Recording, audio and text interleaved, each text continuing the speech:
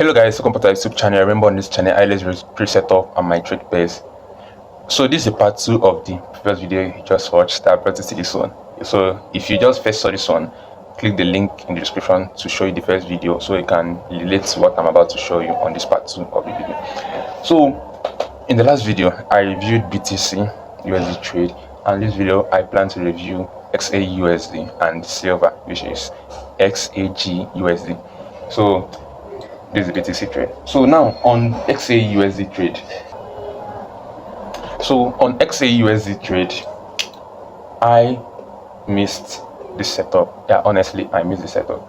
I thought price tapped into it from this area because from my broker, price tapped into it, but from trading view, price did not tap into it. So, but here was where price tapped into it, and by this time I was already outside for morning prayers, morning mass or college, you understand? So I was already outside, so I wasn't even able to execute, and I didn't even set limit orders. I don't know, but it's still something I will still need to add to my trading system, setting limit orders to places I would like to take trades on. Okay, but that's just for another day. So let's go over to the higher time frame. I would like to start from the 4 hours to show you some things from the 4 hour time frame. So this is my 4 hour time frame on gold, and if you notice, as at 19th of February, gold was just moving in a range between this area and this other area. Gold was just moving from this zone to this zone, so which means that we are kind of trading inside structure.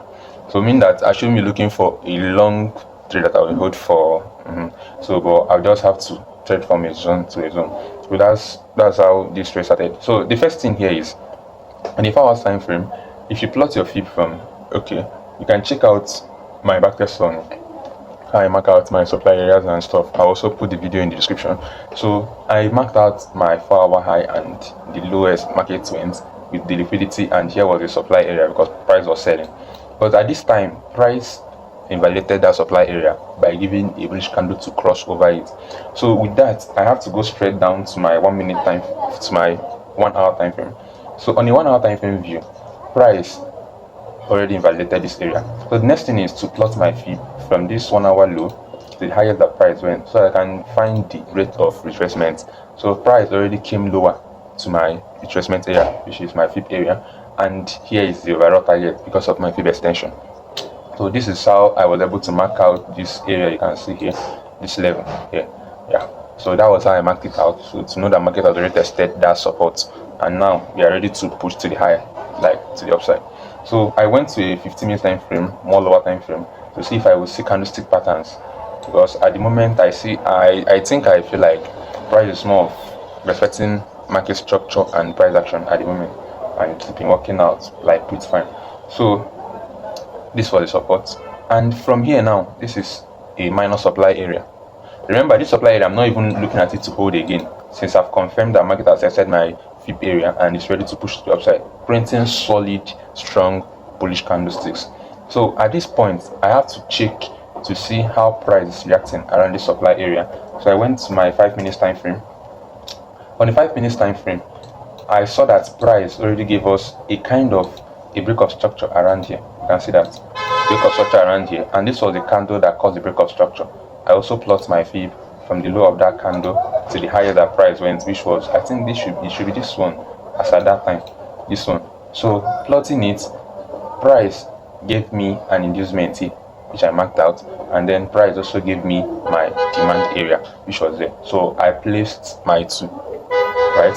So that was why I placed my focus 2, my directional 2, to show that I'm ready to buy, calculating my stop loss to be around 17.6 pips, and it was within the range of stop loss size that I can take with a smaller account. So I was trying to go in on this trade, but first I didn't see market tracing at the moment, so I took a quick buy. If you check from a 3 minutes time frame, this candlestick was looking like a strong bullish candlestick. So my first trade this morning, which I took a loss on both my profit account and on the personal account, was from here.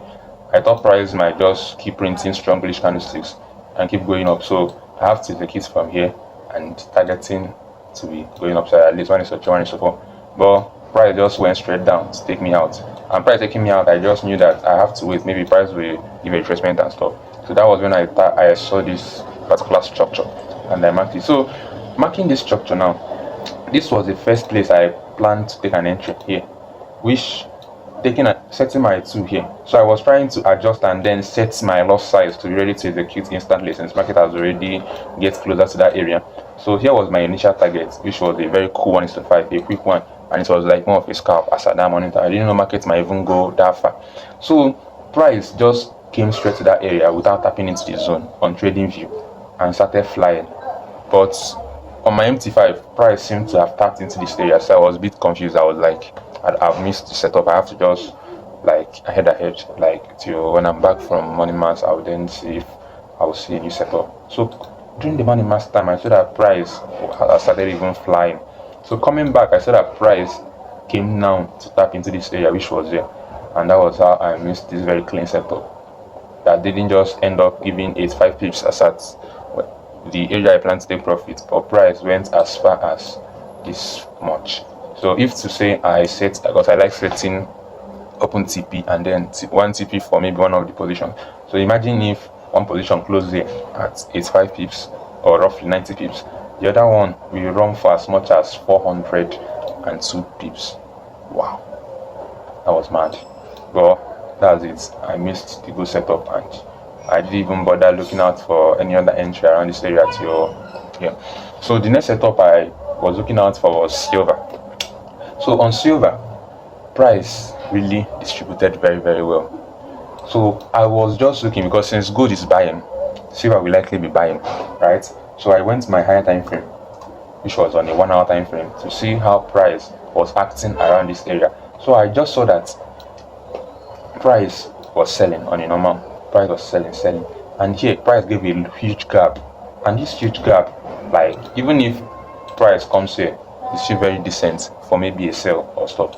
So I was like, well, price still here, so which means I can even find good entries to bring price up to this area. That was the plan. And yeah, credit to Kevin Talent, because I saw Kevin Talent's trade. Kevin Talent was looking at selling price from that area. So I'm like, if Kevin Talent is seeing a sell from that area, I think I should find a way to buy to that area. That was just the game plan. Let me check out for Kevin Talent's channel.